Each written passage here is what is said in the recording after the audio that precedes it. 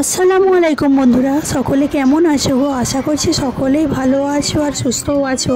আমি সুক্তারা আমার একটি নতুন ব্লগে সকলকে জানাই ওয়েলকাম। এই মাত্র ছেলে মেয়ে দুটোকে স্কুল বাসে উঠিয়ে দিয়ে আর এখন একটু দোকানে এসেছিলাম। দোকান থেকে একটু লেবু শেষ হয়ে গিয়েছিলো, লেবু নিলাম। আর সচরাচর দোকানে তো সেরকম আসা হয় না, যেহেতু এই সকালবেলাতেই আসি, একটু ছেলে মেয়েকে তুলতে আসি, তো তখনই কি দরকার পড়ে বাড়ির যে কোনো সামানের জন্য মুদিখানার দরকার পড়লে ওই নিয়ে যাই। আর তার মধ্যে একটু দেখে এলাম যে গাছগুলো, একটু ফুলের গাছগুলো, ফুল দেখলে কার না ভালো লাগে বলো তো। তো তাই আমিও একটু দাঁড়িয়ে দাঁড়িয়ে দেখে এলাম যে কোন ফুল গাছটা শুকিয়ে গেছে, কোন ফুল গাছটা একটু তাজা আছে, তো তার মধ্যে একটু পানিও দিয়ে এলাম। আর এখন ঘরের মধ্যে চলে এসেছি। এসে প্রথমে পা মোছাটা একটু ঝেড়ে নিলাম, যেহেতু একদিন হলো ওটা রেখেছি বলে ধুয়ে ইউজ করছি, তো তাই একটু ঝেড়ে নিলাম। 2-3 দিন হলে তারপরে ধুই, প্রতিদিন তো আর ধোয়া সম্ভব হয়ে ওঠে না। এখন এই যে বারান্দাটা আগে ঝাঁট দিয়ে নিচ্ছি, তারপরে একটু পানি ঢেলে ভালো করে ধুয়ে নেব। যেহেতু কখনো কখনো বৃষ্টি হচ্ছে, আবার কখনো কখনো হচ্ছে না, তো কাদা ধুলোবালি তো হচ্ছে।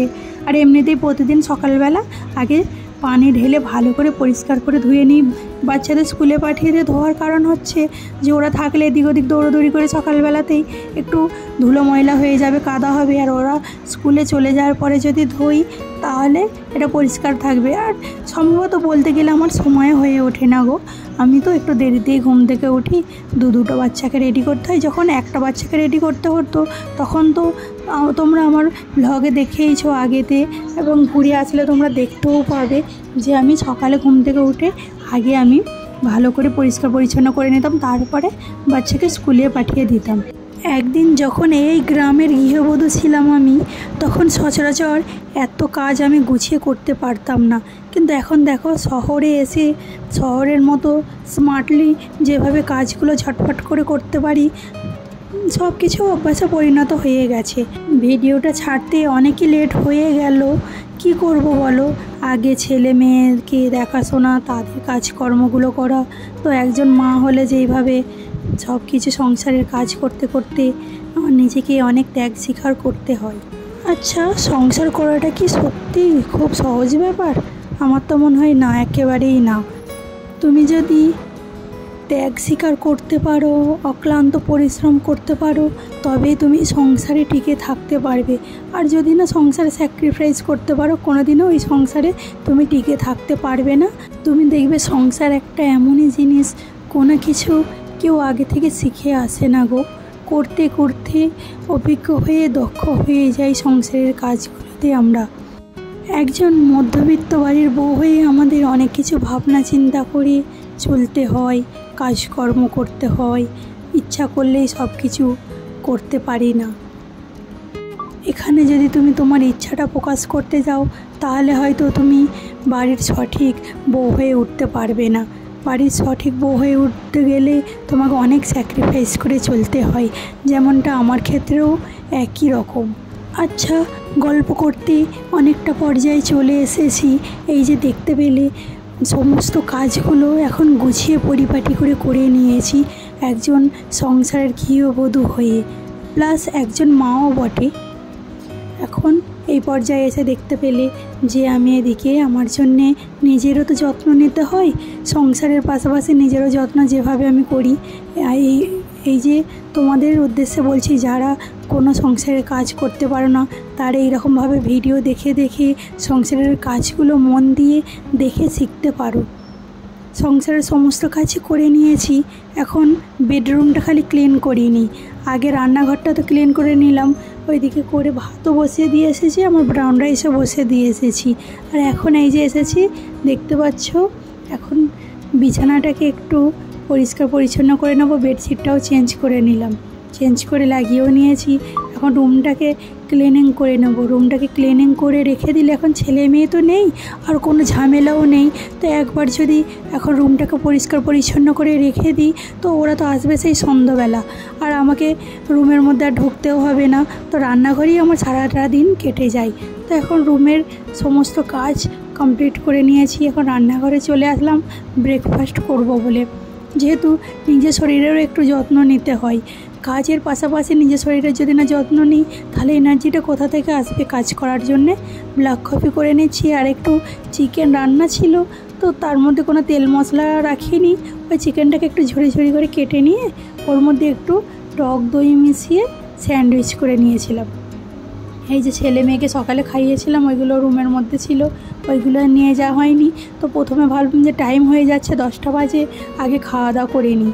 তো তাই খাওয়া দাওয়া করে নিলাম। কাজ তো হতেই থাকবে, কাজ তো চলবেই, কিন্তু খাওয়া দাওয়াও তো করতে হবে, নিজের শরীরকেও তো যত্ন দিতে হবে, পেটকেও তো খাবার দিতে হবে, তাই না? পেট কি আর শুনবে? এখন আমি সমস্ত কাজ করে নিয়েছি, এবার রান্না বান্না তো করতে হবে, আরও নিজে তো খেলে হবে না, সকলকেও খাবার জোগান দিতে হবে, যেহেতু সকলের দায়িত্ব আমার উপরেই আছে। এখন দেখতে পাচ্ছ বেগুন কেটে নিয়েছি, আজকে বেগুন আলু তরকারি করব, আর করব একটু ডিমের ঝাল। আচ্ছা, আজকের বারটাই তো তোমাদের সঙ্গে শেয়ার করা হয়নি, এটা কী বার? আজ হলো বৃহস্পতিবার। তো বৃহস্পতিবার আজকে আর চিকেন রান্না করলাম, যেহেতু শুক্রবারে চিকেন রান্না করি, তো আজ সবজি ছিল, ওই সবজিটাই রান্না করে নিচ্ছি। কিন্তু ছেলে মেয়ে আবার বেগুন রান্না করলে খাবে না, তো ছেলে মেয়ের জন্য ফ্রিজে একটু চিংড়ি মাছ ছিল, ওদের জন্যে চিংড়ি মাছে অল্প একটুখানিই ছিল, তো ওই দুজনের জন্য হয়ে যাবে। ছেলে মেয়ে দুটোর জন্যে একটু ঝাল করে নেব, ওরা বেশ ভালো খাই চিংড়ি মাছের ঝাল করলে, তো চিংড়ি মাছের ঝাল ওদের জন্যেই করে নিচ্ছি। আর যে সকল বন্ধুরা আমার ভিডিওটি দেখছো, যে যেখান থেকে দেখছো, তো সকলকেই বলছি বন্ধুরা, তোমরা আমার ভিডিওতে একটি লাইক দিয়ে দিও ও শেয়ার করো আমার চ্যানেলটি, সাবস্ক্রাইব করে আমার পাশে থেকো বন্ধুরা, প্লিজ বন্ধুরা। তোমাদের একটা লাইক ও একটা শেয়ার আমার ভিডিওটি আরও নতুন নতুন বন্ধু পেতে আমাকে সাহায্য করবে। তবে একটা জিনিস আমি বিশ্বাস করি, যে কোনো কিছুই সহজভাবে পাওয়া যায় না, সে সম্পর্কই হোক বা সংসার হোক বা বন্ধুত্বই হোক, কোনো কিছুর পরিবর্তে কোনো কিছু দিতে হয়। তো আমার যদি অক্লান্ত পরিশ্রমের ফলে হয়তো একদিন আমি আমার লক্ষ্যে পৌঁছাতে পারবো, যদি ভাগ্যে থাকে। ভাগ্যের উপরে তো আর কিছুই নেই, কোনো কিছু করারও নেই। যাই হোক, গল্প করতে করতে অনেকটা পর্যায়ে চলে এসেছে, এই যে রান্না বান্না কমপ্লিট হয়ে এসেছে। আর এখন এই যে দেখতে পাচ্ছ, এখন তো আর পানির প্রবলেমটা হচ্ছে না, কম্পালসারি পানি নলে আসছে, তো তাই ভাবলাম ওইগুলো ফুটো হয়ে যাবে, আগে ধুয়ে উঠিয়ে রেখে দিই। তো এখন একেবারে বিকাল হয়ে গেছে, ছেলে মেয়ে স্কুল থেকে চলে এসেছে, তো ওরা টিউশন যাচ্ছে। মেয়েও বায়না ধরেছে টিউশন যাবে, তো 2 দিন ধরে যাচ্ছে। ও আজকে আমাকে বলল, মাম্মি তোমাকেও সঙ্গে যেতে হবে, বায়না ধরেছে যেহেতু, তাই নিয়ে যাচ্ছি এখন ওকে টিউশানে। যেহেতু বেশিক্ষণ তো যেতে হবে না, রুম থেকেও টিউশন দেখা যায়, 1 থেকে 1.5 মিনিটের মতো হাঁটলেই টিউশানে চলে আসবে। এই যে চলেও এসেছি, ওকে টিউশানে এখন পৌঁছে দিয়ে দিলাম।